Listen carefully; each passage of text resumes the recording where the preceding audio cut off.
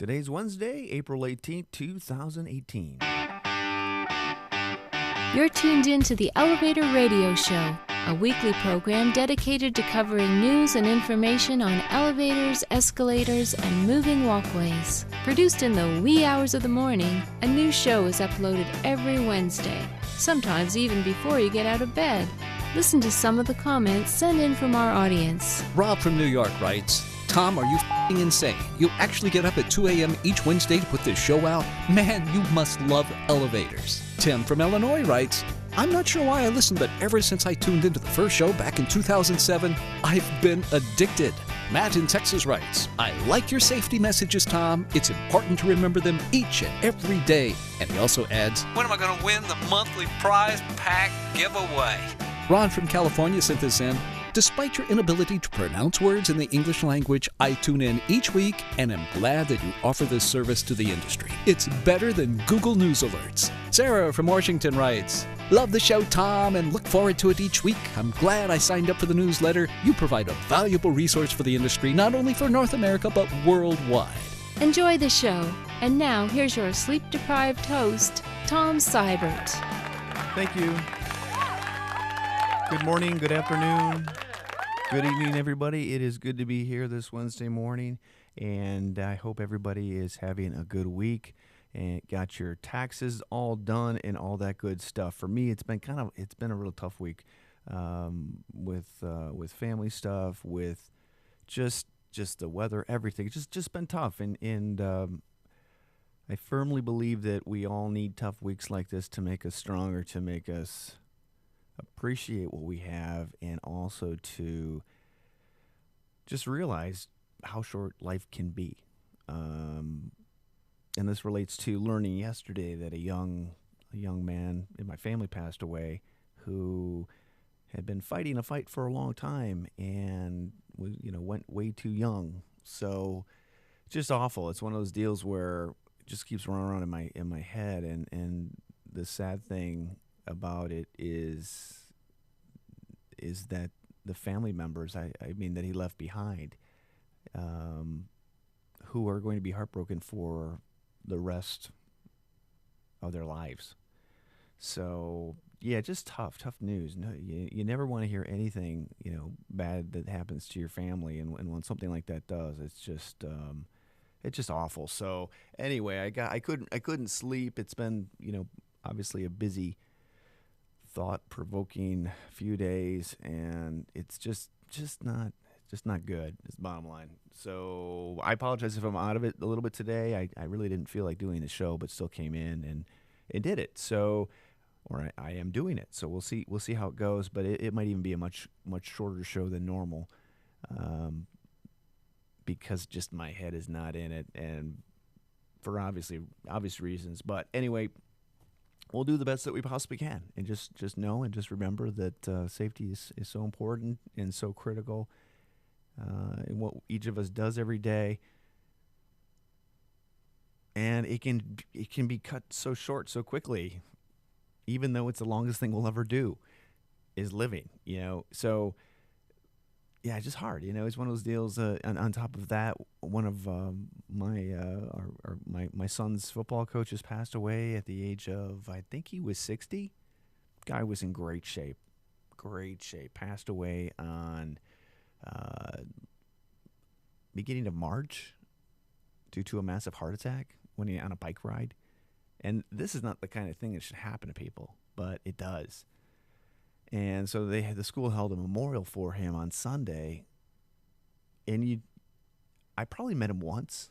Great guy, but you didn't realize how big of an impact he made on the students who he taught and coached, beyond just helping them get fit, get healthy. What he taught were a bunch of life lessons that probably no one teaches you how to live like that, if that makes sense. It was tough. It's just a tough week. It's just one of those deals. So go home, hug your family members, please. Don't take them for granted. Don't take your health for granted. Take steps to improve. Make sure you're doing everything you possibly can to ensure that you go home each and every day to the family that loves you so much. That's my soapbox talk of the day.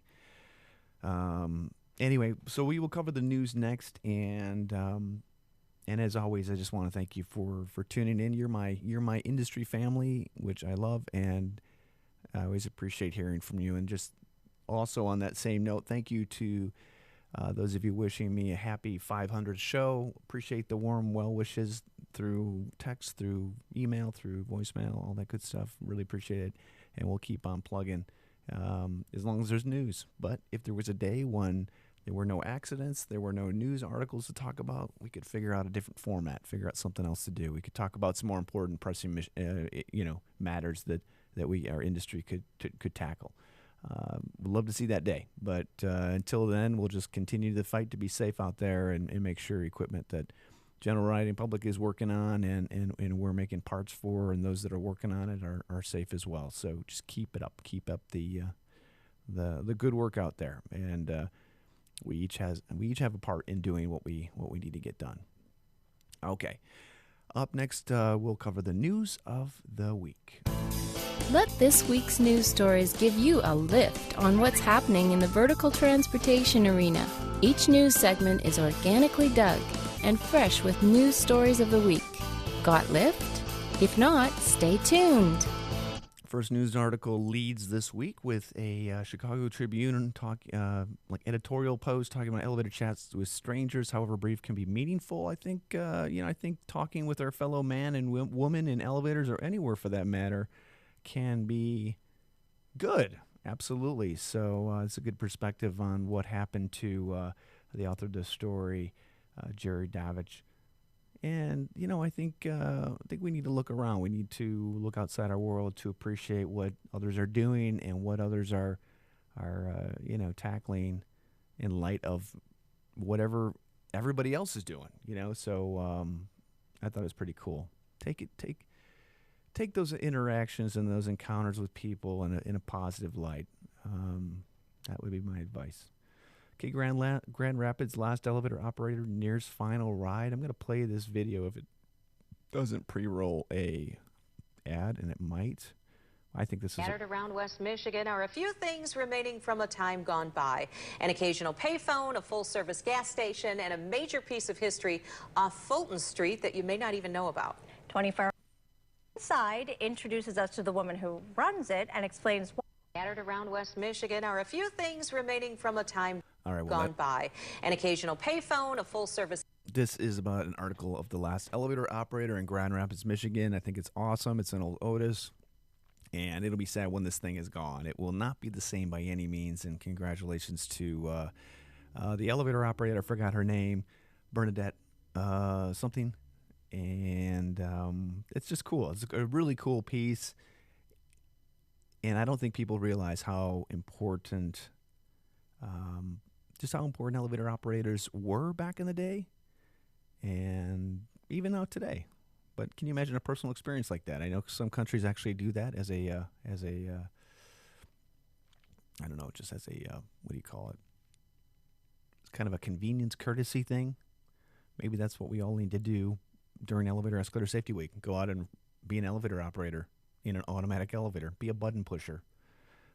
Anyway, okay. Well, the Wisconsin State Journal has. There were actually two articles, not in this from this source, but other sources. Two sources, I should say, talking about an elevator that had dropped 2 floors. Madison fire officials had shared that information. I do not do anything familiar with nothing. By the way, okay, whatever. I just want to read the article.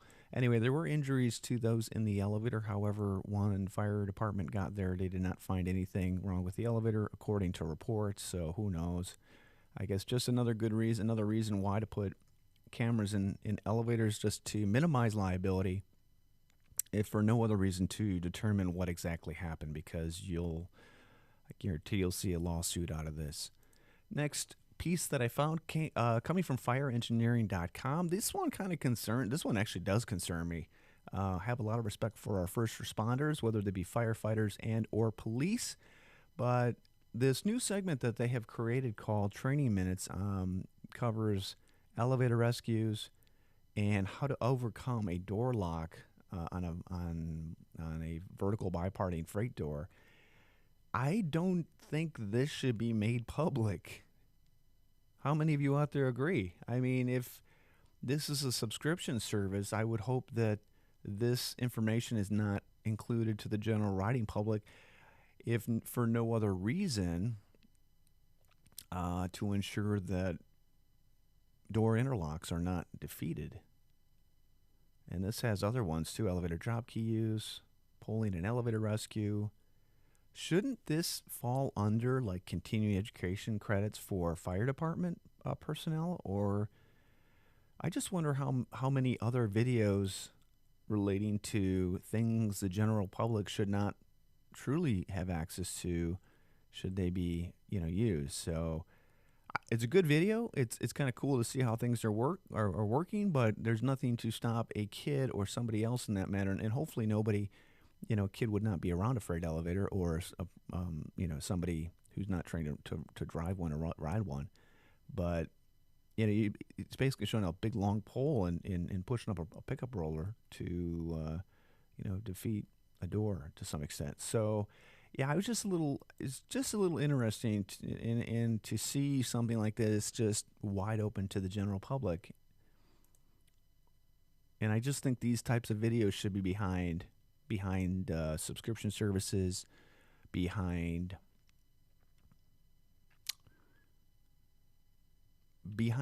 firewalls that you can confirm that there's a firefighter, actually watching it.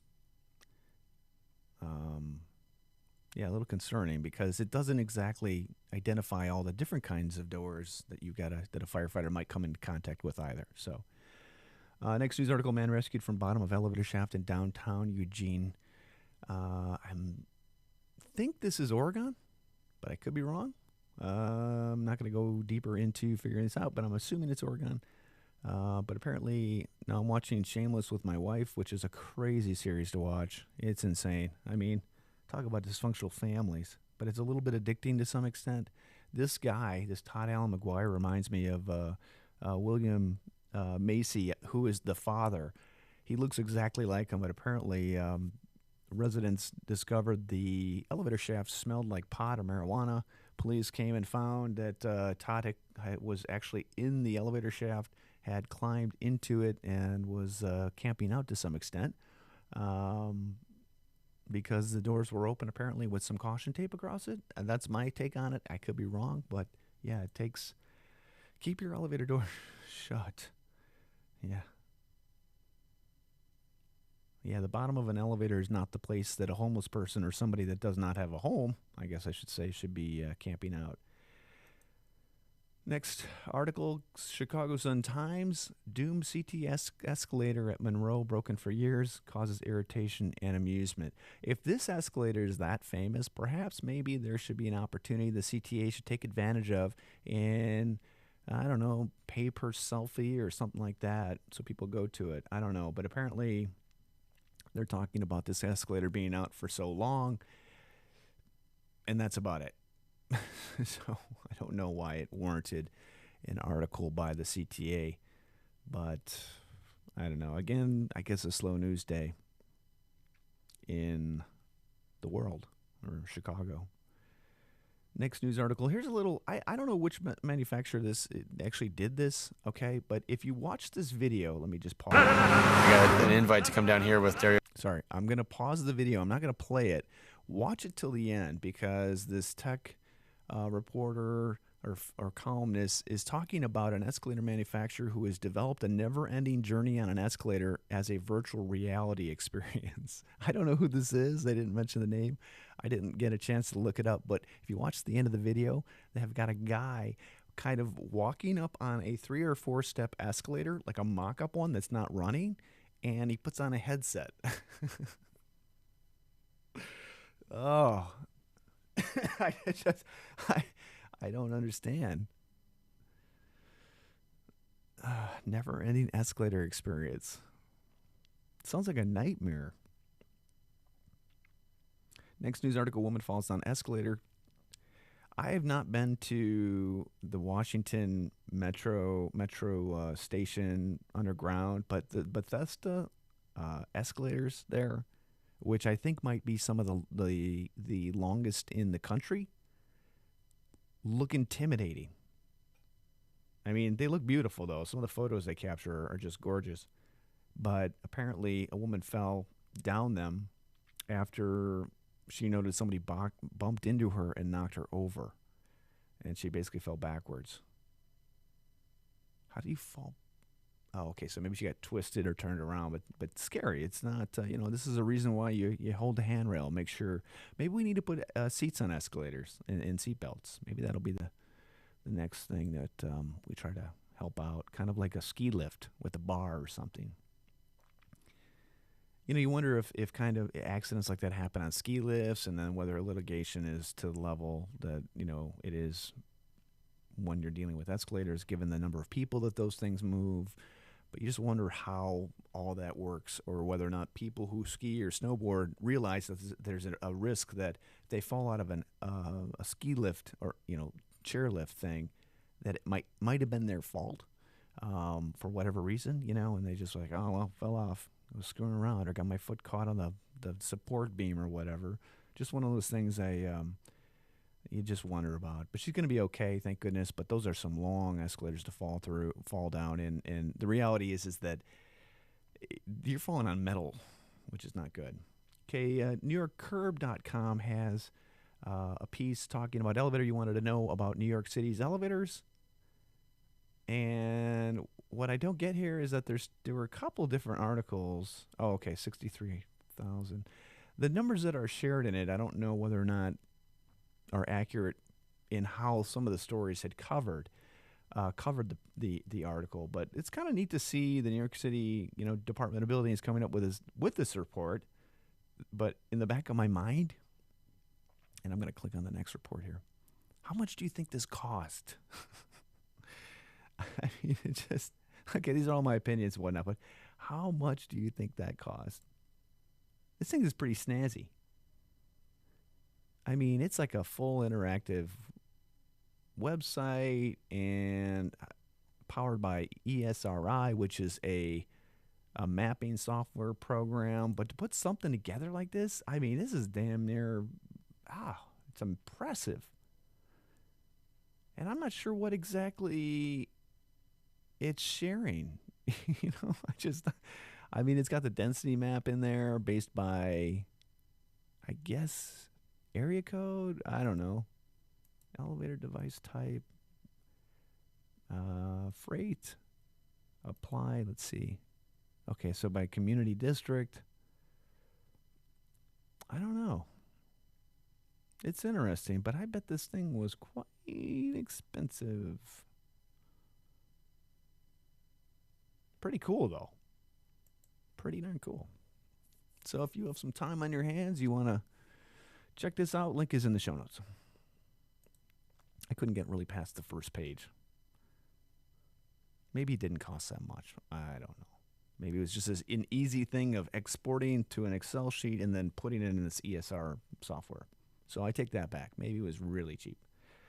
Okay, Thyssenkrupp to install units in Philadelphia Hospital. They have a press release supplying 34 elevators, 2 escalators at the University of Pennsylvania's health system, Penn Medicine New Inpatient Hospital in Philly. So nice to see that kind of work going in. Let's see here. And I think we're getting close. And the last news article is elevators not working and chipmunk hibernation. Okay, given the fact that the weather has been horrific or horrible throughout most of the United States, I guess as a reporter, you can answer a question like this. Apparently somebody asked the question, I disapprove. God, I don't care. Sorry. Just get me, yin and yang, I don't care. Just get me out of here. Show me a different sign. I don't want to answer any more questions. Okay, anyway, well, the long and short of this article is John Boyle was asked a question of, why are the elevators not working at an Asheville parking garage? And his answer is maybe there are chipmunks hibernating in it. I don't know. So maybe that's the question you might want to respond. The answer you might want to give, I guess I should say. next time somebody asks you a question that you can't answer. Well, maybe there's chipmunks hibernating in it. I don't know. Anyway, excuse me. Well, that's going to do it for the show, everybody. Again, sorry to be so, down. But I wanted to get a show out because what typically happens when I miss one is just the world goes to hell. And not that I'm special or anything or superstitious. The reality is it just seems to become a shit show. When I miss a week or two, and it's like there's just a ton of stuff that just happened. So I just want to make sure that I don't have anything to do with that because I missed a show. And I know that the chance of that actually being a reality is like none. So I get that part too. So anyway, please work safe. Please do not take life for granted. Please do what you can to love those that are around you.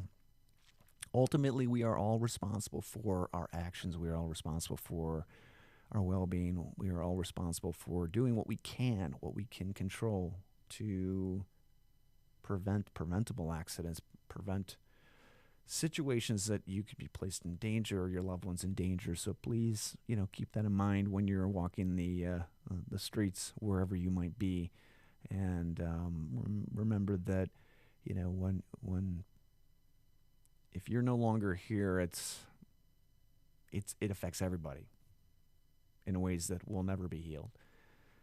And with that heavy-hearted news and thoughts of the morning, I wish everybody a good rest of the week. We'll be back next Wednesday. I know I made the mistake last week of saying the IAC conference in Chicago was this week. It's actually next week. Sorry about that. And looking forward to seeing many friends at that event next week. So let's cross our fingers for some spring. Chicago's going to get some snow later on this evening, I believe. So just hope that spring comes sooner than the second week in June. All right. Work safe. Be good. Take care. Talk to you next week. Bye-bye.